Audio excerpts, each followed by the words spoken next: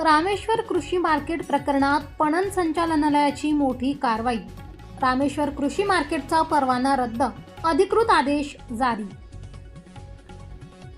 प्रथमदर्शनी उपलब्ध झालेल्या महाराष्ट्र राज्य पणन संचालनालयाच्या आदेशानुसार देवळा तालुक्यातील महात्मा फुले नगर येथील श्री रामेश्वर कृषी मार्केट या खासगी कृषी बाजाराचा परवाना रद्द करण्यात आल्याची माहिती समोर आली आहे।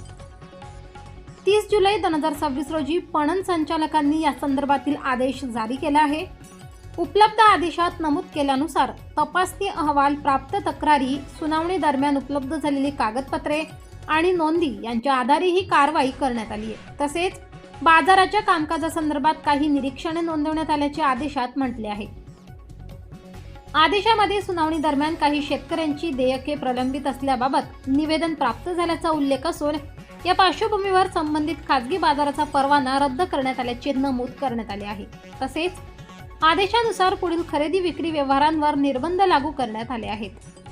महत्त्वाची सूचना आहे, सदर वृत्त हे प्रथमदर्शनी उपलब्ध झालेल्या अधिकृत आदेशाच्या आधारे प्रसिद्ध करण्यात आले आहे। या प्रकरणात रामेश्वर कृषी मार्केटच्या व्यवस्थापनाची किंवा संचालकांची अधिकृत भूमिका अद्याप प्राप्त झालेली नाही। त्यांची बाजू प्राप्त झाल्यानंतर तीही प्रसिद्ध करण्यात येईल। S9 TV न्यूज साठी शरद पवार, किंचवे।